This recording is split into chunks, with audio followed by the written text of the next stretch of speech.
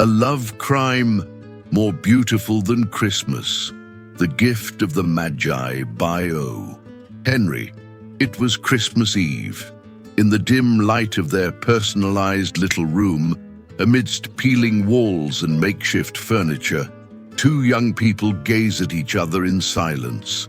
Each carries a concern, an invisible dilemma, the desire to give a gift that reflects their feelings for each other, even though they know their pockets are empty and the world outside has become increasingly difficult. This is no ordinary Christmas story. There are no broken trees, no bountiful fireplaces, no family laughter around the table. It is rather the tale of a crime of love, a secret and radical plan where renunciation and hope coexist, where the fear of disappointment mingles with the dream of surprising. Della, the young woman, sits before the mirror. Observe her long, proud, almost mystical hair, a cascade of strands that represents all her beauty, all the femininity that time has cultivated. It is her treasure, perhaps her only wealth. Jim, at the same time, keeps an antique watch in his pocket, a gift from his grandfather, a valuable heirloom, a symbol of time passing, of silent work, of family history. Neither of them is rich in money, but they are rich in desires, in dreams, in the desire to make Christmas a real celebration, even if everything around them seems to conspire against it. Both face an impossible choice: give away what is most precious, or be content with the insignificance of ordinary days. Change themselves to make others happy, or preserve what remains of pride, of apparent security. In the silence of the room, the paradox is born. Each one resolves to sacrifice his own treasure for the ideal present. Della decides to cut her hair and sell it to buy a fancy chain for Jim's watch. Jim decides to sell his watch to buy luxurious combs for Della's hair. And therein lies the crime. By giving the gift, each person takes revenge without knowing the meaning of the gift itself. Della has combs, but she no longer has hair. Jim has a chain, but he no longer has a watch. In a few seconds, they both realize that all was lost, and at the same time, all was gained. It is at this point that the paradox arises. When material offerings lose their practical value, when everyone gives without thinking about the return, when they sacrifice what defines them, that's where absolute love is born. That's where the gesture goes beyond the object and touches what really matters. O. Henry's short story, The Gift of the Magi, is not simply about gifts. He talks about what time cannot buy, of the gesture that remains when everything else disappears, from the moment when the present destroys the present, so that love is finally revealed. What about you? Have you ever experienced something similar? A moment of renunciation, of total surrender, of giving something or someone out of love, and then discovering later that the value was in the giving, not in the object or the thing you gave? Have you ever experienced the act that transforms into a miracle? This is what we are going to dive into the depths of giving, of the gift of sacrifice, into the magic that only happens when it is given without expecting anything in return, when, like the words of the old wise men, "Cast your bread upon the waters of the river, and after many days it will return," the moment when everything seems lost, but everything has been gained. The gift and the gift, the hidden double meaning. Now, let's delve a little deeper into this story. This isn't just a Christmas tale, it's a gateway to ancient wisdom, hidden within the language itself. In the English language, the word present has a double meaning. It means both a gift, that material object that is offered, and a gift, a spiritual gift, an intangible quality, something that transcends common exchanges. Oh, Henry chose this title deliberately. The Gift of the Magi is not just a story about what we give at parties. It's a parable about what reveals itself when we look beyond the surface of matter. Let's travel back in time for a moment. Imagine the three wise men, those riches coming from the east, crossing deserts, passing through dark nights just to offer their gifts to a newborn child. They were not rich kings seeking an audience, nor did they expect to negotiate any bargain, but they were seekers, students of the stars, men whose wealth lay in their ability to see the sacred in the common, in the ordinary. And the gifts they brought? Gold, frankincense, and myrrh. Nothing practical, nothing useful at first glance for a baby. All were, however, profound symbols. Gold has the shine of the kingdom, the promise of royal dignity. It does not buy anything immediately, but names the intrinsic value of being. Incense rises high, carries dreams, prayers, inspiration. It brings the invisible, the spiritual, that which weighs nothing nor measures anything. Myrrh holds the mystery of death, of the end, of eternity. It is balm, perfume, a reminder that everything is ephemeral except that which vibrates in the spirit. O. Henry not only knew this tradition, he played with it, subverted it, and expanded it. In The Gift of the Magi, Jim and Della, without even realizing it, repeat the gesture of the ancient wise men. Its present materials, the watch and the combs, when offered, are emptied of utility and filled with meaning. Surrender no longer buys anything, but inaugurates a secret, spiritual, intimate dimension, where the true value is the intention, not the object. Here lies the secret gift. When Della sacrifices her hair, she's not just giving up beauty, she's giving up herself, what made her unique, to offer a gesture of love that defies common logic. When Jim replaces the family clock, he doesn't just abandon an old object, a keepsake of the family legacy. He abandons time, control, and masculine pride. With each renunciation, the material world loses strength, and the world of the gift of the sacred grows, begins to take up space. How many times in your life have you given something that seemed useless to the world? Time, a look, a listening ear, but that changed everything for someone. How many times have you felt foolish for giving without return, only to realize later that a connection was born that cannot be measured or sold? Have you ever noticed how some gifts are much more than gifts? They are the gift of yourself, disguised as a simple gesture. The word present hides this power. To present is also to reveal the gift. It's not about what we give, but how much we give. The most profound gift is not the one that costs a lot, but the one that requires the courage to transform. That's why in Jim and Della's story, we don't witness a simple exchange of objects, but a sacred ritual of delivery. Look at this scene with different eyes. Della looking at her own reflection, sharp scissors in hand, hair falling for the first time, tears mixed with hope.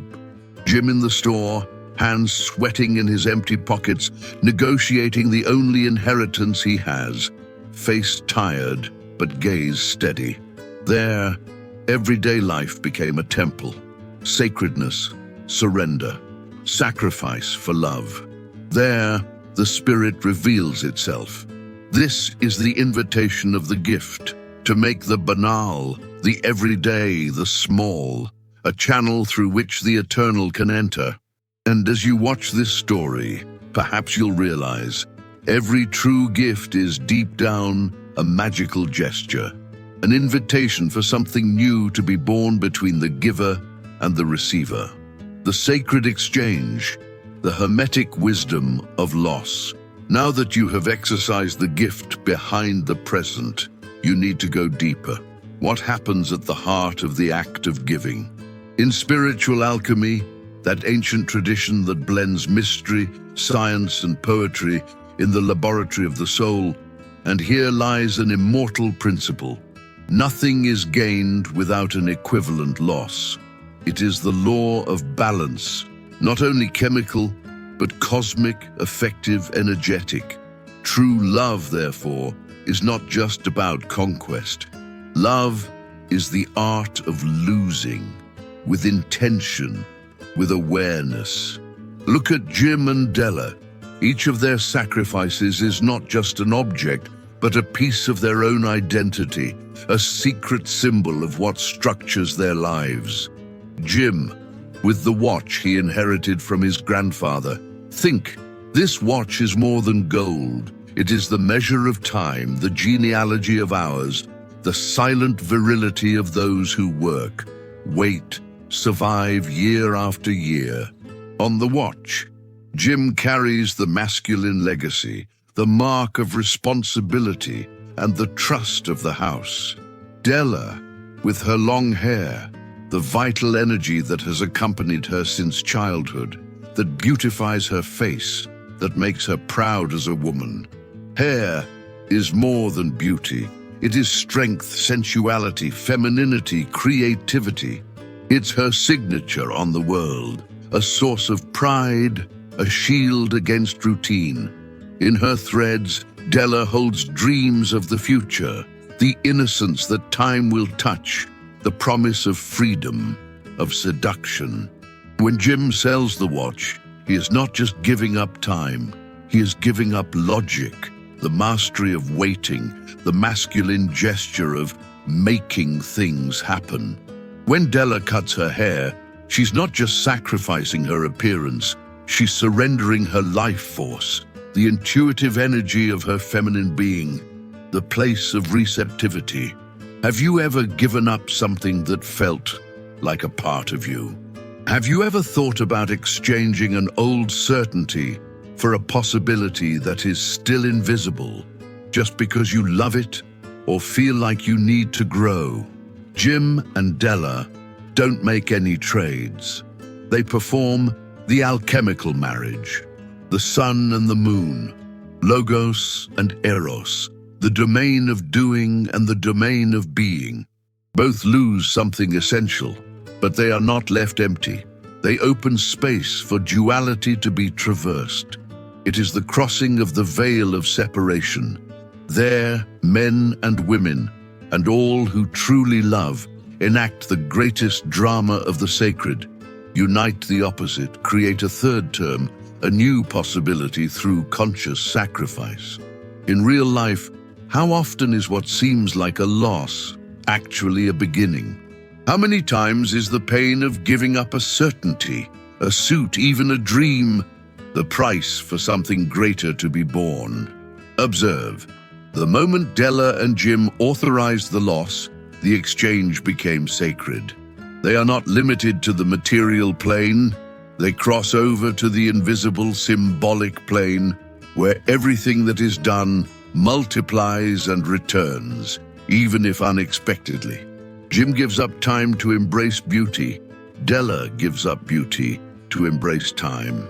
At the center of this exchange, a love is born that defies the logic of the world, that insists on transforming loss into revelation.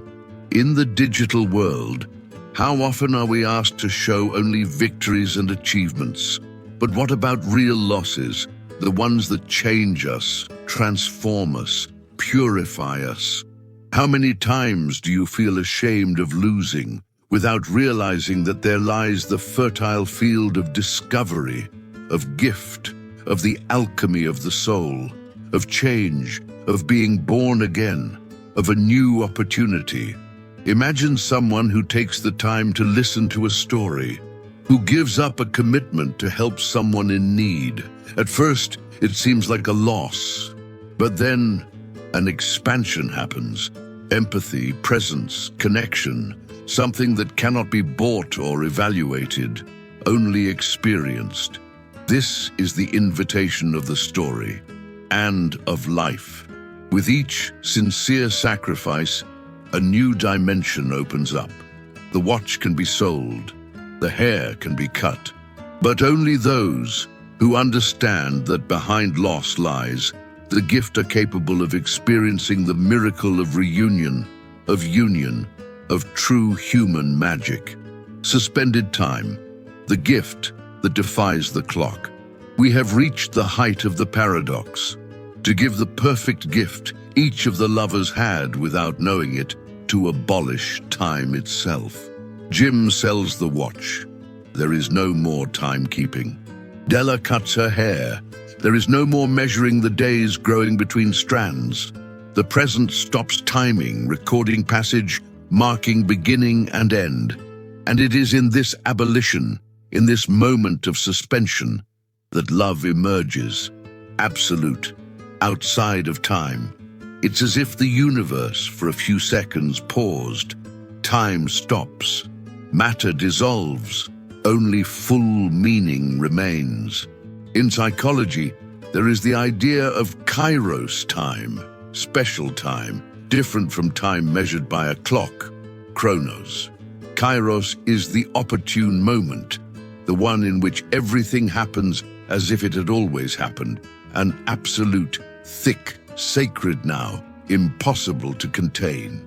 When Jim and Della perform the reciprocal sacrifice, they live in this now. The outside world keeps running, but between them there is no rush, no waiting, no fear of it ending. There, eternity infiltrates everyday life. The gift has no calendar. The gesture escapes logic. Have you ever experienced moments when time seems to stand still? Those seconds with the one you love when the clock forgets to tick? Have you ever felt that after an important decision, your story entered a different rhythm, as if the past, the future, everything stopped just to embrace the intensity of the moment? Neuroscience research calls this limbic fusion. In deep bonds, the brain silences the calculation of time. The circuit of empathy, connection, and presence gains ground and neutralizes the feeling of chasing the clock. That's why, for those who truly love, time suspended is a true gift. Jim with the chain in his hand, Della with the combs shining. What matters now is no longer the function of the objects, but the miracle of the moment that connected them. Here, linear time, that of commitments, clocks, obligation, dies. Intimate, creative, rebellious time is born. Eternity built in a mortal gesture, the permanence that only love knows. In our fast-paced world, can you stop measuring everything you do? The likes, the replies, the minutes spent on your feed? Can you present someone with no expectation of return, living only in the now of the gift, without thinking about what happens next? This is true alchemy, where the present defies the clock. The eternal gift is born. More than giving, it is knowing how to lose control and dive into that unique second, where to God's humor, divine irony as revelation. The pinnacle of O. Henry's story is irony. Perhaps the viewer expected ingenious solutions, unexpected miracles, the impossible perfection of love, but the outcome is a trick of fate. Jim and Della, by sacrificing the most valuable thing they have, discover at the moment of exchange that their gifts have become useless. Della's combs cannot adorn the hair she has cut. Jim's chain no longer holds a watch. The first occurrence may be disappointment. What seemed like a loving gesture has temporarily turned into a failure. But O. Henry, master of subtle sarcasm, does not ridicule his characters. On the contrary, he reveals, through irony, one of humanity's greatest mercies. The mystical tradition has always valued humor as a touch of the divine. In alchemy, they say that the true master learns to laugh at his own mistakes before achieving our philosophical gold. God's humor does not humiliate, does not despise. It points the way to wisdom that understands and embraces human imperfection. What happens between Jim and Della is not a mistake, but a stage of enlightenment. Laughter arises when we recognize that the gesture is worth more than the result. Irony, the useless present, is just the visible face of a profound transformation. They are poor, but rich in conscience, and that is where the greatness of your love is revealed. In your life, how many times did something that seemed like a mistake turn into an opportunity? How many times has love made you feel foolish, vulnerable, exposed, only to then bring wisdom, growth, intimacy that would never have existed without the failure? Think now of laughter and tears mixed together, of family stories that unfolded as disasters and ended in unexpected victories. In life, humor is the balm that frees us from the weight of perfectionism. Perhaps it is precisely in error, in the unexpected, in the plan that goes wrong, that love reveals itself with the power of 1,000 miracles. In the story, the final laugh is not mockery, it is understanding. The irony of giving the imperfect gift is actually the gift of transcendence. To love like the magicians, you must accept that making mistakes is part of the journey. Only those who allow themselves to laugh at you are capable of transforming themselves. O. Henry concludes with an unforgettable sentence. Of all those who offer gifts, these two were the wisest. They were the Magi. The magic of love is not in the perfection of the gesture, but in the imperfection that invites humility, reunion, and mutual growth. Do you allow yourself to laugh at your mistakes? Or do you live imprisoned by the fear of failure, of inadequacy, of the shame of not always being perfect? Divine irony teaches that only humans can be truly wise, and that only those who accept the incomplete present understand the greater gift. The gift as a path to self-transcendence. If you've come this far, you may have already realized a true gift is not just a question of a present, an object, or a coin. The gift of magicians, alchemists, and those who truly love is a possible path to living differently, transforming routine and oneself. In the modern world, the act of giving has been devoured by the logic of exchange. We earn points for kindness, we like things as proof of affection, we count rewards, we worry about feedback, viewership, and reciprocity. Everything, even love, has become a transaction. But the true gift is uneconomical. He doesn't calculate the return, he dissolves it. Those who truly love transcend the barrier of expectation. Give time, attention, forgiveness, space, without taking anything back, without guaranteeing that you will be rewarded. When was the last time you did something just because you felt it was necessary, without calculating the result, without thinking if it was worth it? What piece of yours was delivered, and in the end, came back different, bigger, lighter? Think about it. Perhaps the most precious gift is the one that loses its practical meaning, because only in this way does the gesture become purified. In everyday life, examples are obvious. Someone who pays for a stranger's coffee, not out of charity, but because they feel the world needs invisible bonds. A mother who spends sleepless nights knowing that her care will never be reciprocated in kind, but in fact, multiplies in the vital bond of mutual love. Friends who forgive, even after deep hurts, because they understand that giving a second chance paves the way for growth, both in the relationship and in the giver. The gift is a bridge between worlds. It is the path by which everyday life becomes sacred. It is when small dedications of time, of listening, of serving, even of making mistakes, become invisible miracles. True love demands sacrifice, and true sacrifice demands maturity. It requires transcending the instinct of wanting something in return, of collecting credits, of defending one's right, or expecting guarantees. Are you ready to give without expecting? Are you willing to let the gift, not the pursuit of recognition, be your strength? What part of you needs to be sacrificed so that love or any other virtue becomes a gift again, not a currency? Try. To love is to lose, and then to gain consciousness.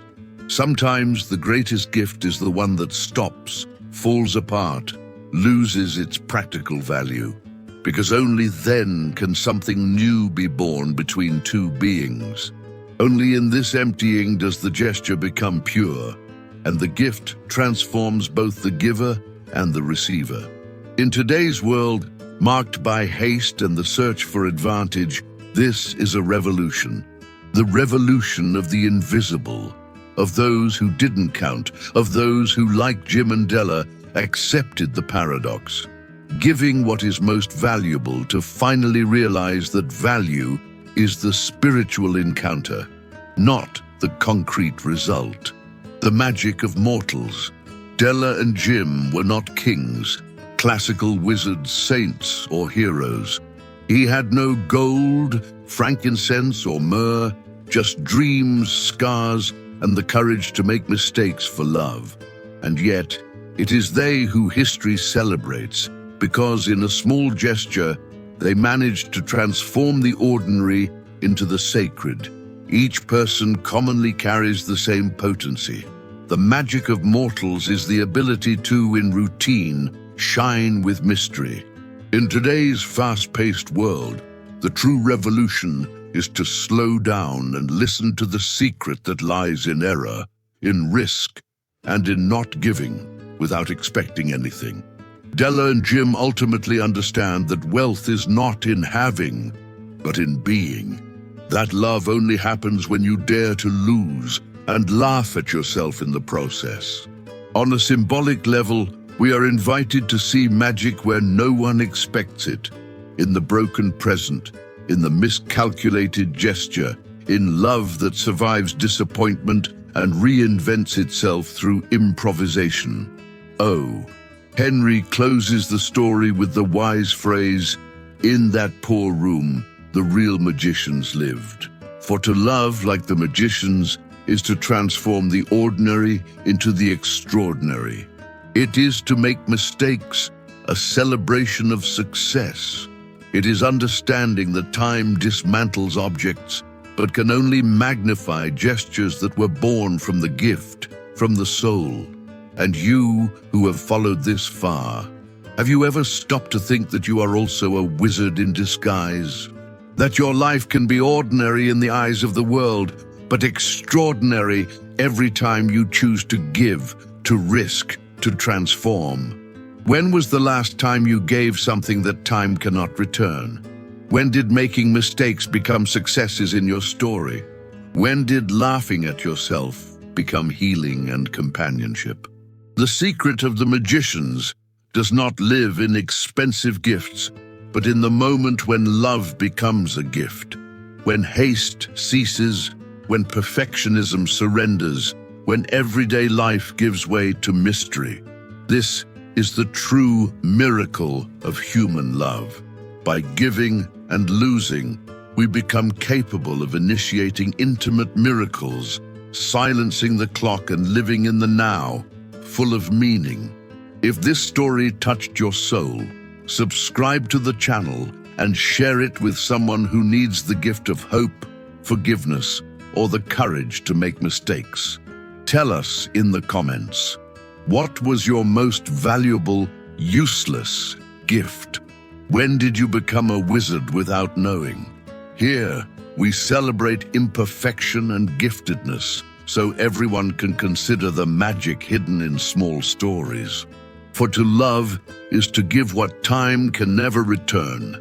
And who understands this? This one, yes, is a magician. Before you leave, I answer, what was your most paradoxical gift? The one that seemed small or useless, but changed everything for someone? Have you ever felt hurt, turning routine into a miracle through a simple gesture. If this video touched you, like, comment, and subscribe now. Here we celebrate imperfection, gift, and the encounters that only true love can create. Like the video, share it with anyone who needs to rediscover the sacred power of the present, and comment below, what gesture of yours was never rewarded, but you made it bigger inside? If you want more in-depth stories, symbolic analyses, and provocations about real life and the world of stories, ring the bell. Together, we can create a community where every mistake becomes a learning experience and every gift transforms someone, even if no one sees it. Your participation is the gift that makes this channel exist. Thanks for joining us. See you in the next video, where magic, psychology, and emotion come together to transform the trivial into the unforgettable.